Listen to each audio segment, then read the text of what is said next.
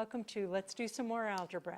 Today let's do multi-step equation solving with fractions. Let's start a little review and then we'll go right on into it. If you have a half of a number is 8, don't say x is 4, you can do, your first step is you take that fraction and you flip it and you multiply both sides by that fraction flipped. The 2's reduce to 0, the 1 reduces to 1, you get x equals, you get 8 times 2, so you get 16. If you have 3/4 times a number, 3/4 times a number equals 9. Again, you do the copy dot flip.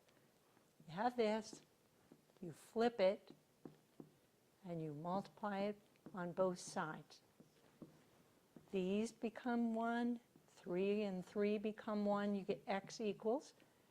Let's give this a denominator.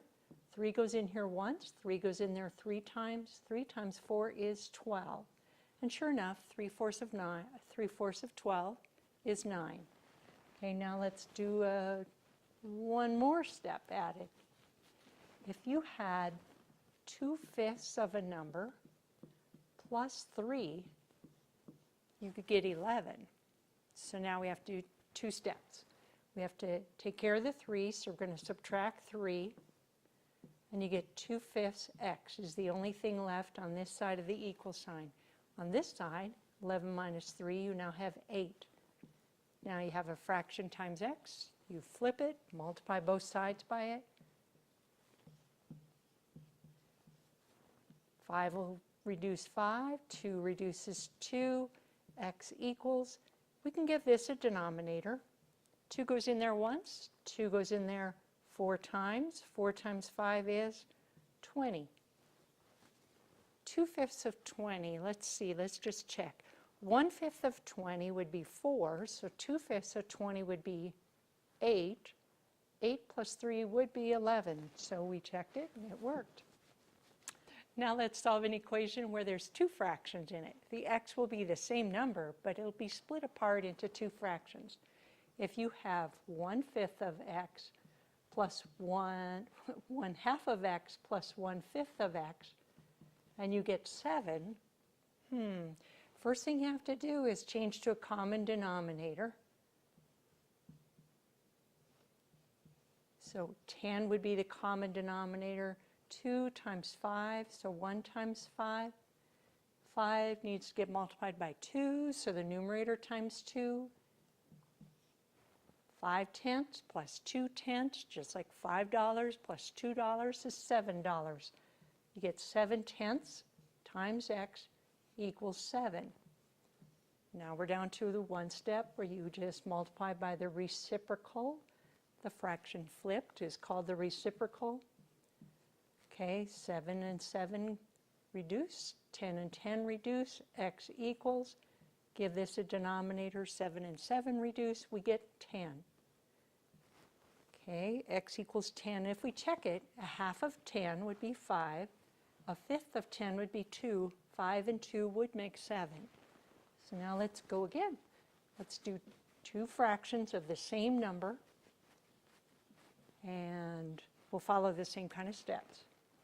Okay, if you have 2/3 of a number plus 1/4 of a number, and that equals 11, first thing we have to do is find common denominator. Common denominator for thirds and fourths would be 12. So then you have the rest of your problem stays the same, but you change your fractions to having the common denominator. Denominator needs to get multiplied by 4, so 2 times 4 on top will be 8. This denominator gets multiplied by 3, so its numerator gets multiplied by 3.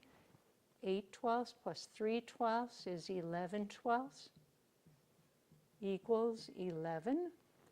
Now it's down to the one step.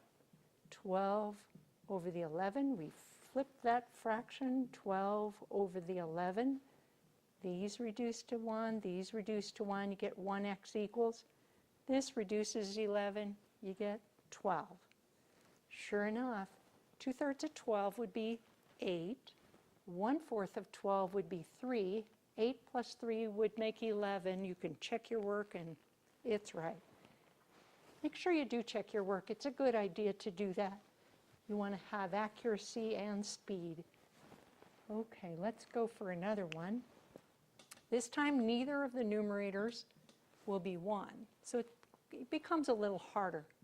If you have 3/4 of a number plus 3/5 of a number, and you get 27, we'll try to figure out what would be that number. Okay, we have to have common denominators. Common denominator for 4ths and 5ths would be 20, so that's our first step. 4 times 5 is how we get 20, so this times 5 would be 15. 5 times 4 is how we get 20, so 3 times 4 will be 12. 15 20ths plus 12 20ths will be 27 20ths equals 27. Now it's down to your last step. Flip that fraction and multiply on both sides. These cancel, you get x equals, this cancels, you get 20. And if we check our work, 3/4 of 20, 1/4 of 20 is 5, so 3/4 of 20 is 15. 1/5 of 20 is 4, so 3/5 of 20 is 12, the 15 and 12, which actually ends up being the numerators. So it's not that hard. Make sure you hang in there and keep trying. Okay, now let's try an equation where neither of the numerators is 1. So let's try one where it's got a little bit bigger number. If we have 3/4 of a number plus 3/8 of a number, we're going to get 90. So common denominator for 4ths and 8ths would be 8. This fraction doesn't have to change, so it is already ready to be starting the problem.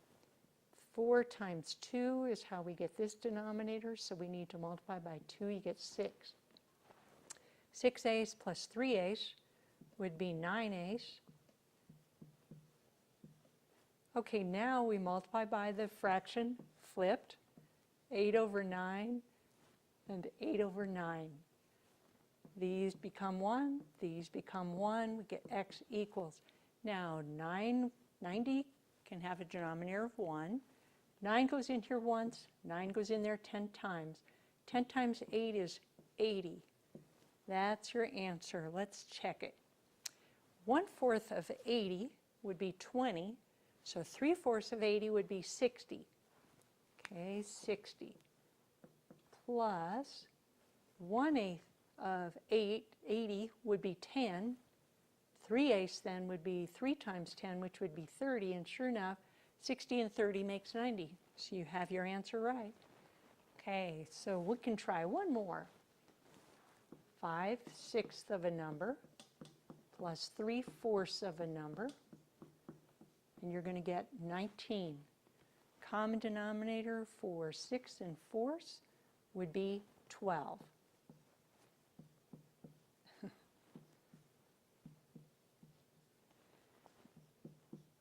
Okay, multiply by 2, so multiply the numerator by 2. Let's change this denominator to 12 by multiplying by 3, so multiply by 3. So you get 10/12 plus 9/12, which makes 19/12 equals 19. Multiply by the reciprocal. And then finish your problem. These become 1, these become 1, get x equals, 19 and 19 go away, so you get 12. Sure enough, 1/6 of 12 is 2, so 5/6 would be 5 times 2, so that'd be 10. 3/4 of 12. 1/4 of 12 is 3, so 3/4 of 12 is 9. 10 plus 9 makes 19. Now, I have lots of ways that you can practice your math and your algebra and your geometry. You can go to my math website, monumentalmath.com. I hope you do. Give it a try. It's free and available. It helps you It gives you explanations, and then it gives you lots of practice problems that'll help you know if you're doing it right. Good luck and enjoy the challenge.